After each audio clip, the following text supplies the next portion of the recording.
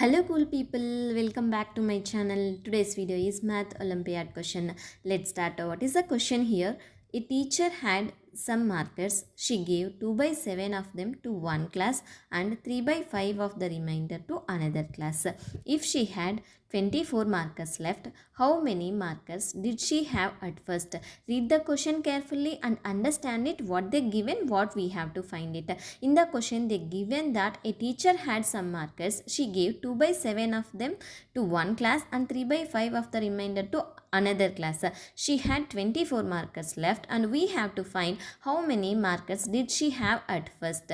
Let's see how to solve this problem. Let's denote the initial number of markers as x because we don't know how many markers the teacher have. So we assume that initial number of markers as x.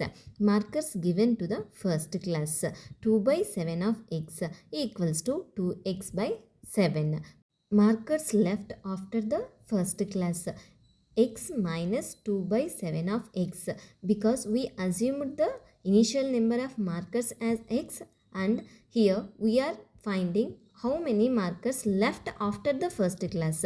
X minus 2 by 7 of x equals to 7x minus 2x divided by 7 equals to 5x by 7. Markers given to the second class 3 by 5 multiplied by 5 by 7 of x.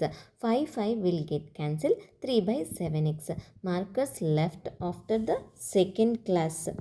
5x by 7 minus 3x by 7 equals to 5x minus 3x is 2. 2x divided by 7. We know that 2 by 7 of x equals to 24. Solve for x. 2x equals to 24 multiplied by 7. 2x equals to 24 7 ja 168. X equals to 168 divided by 2. 2 1 ja 2. 284 ja 168. So x equals to 84. The teacher initially had 84 markers. Thank you for watching. If you have any doubts regarding this problem, please ask me in the comment section. If you like my video, please subscribe my channel.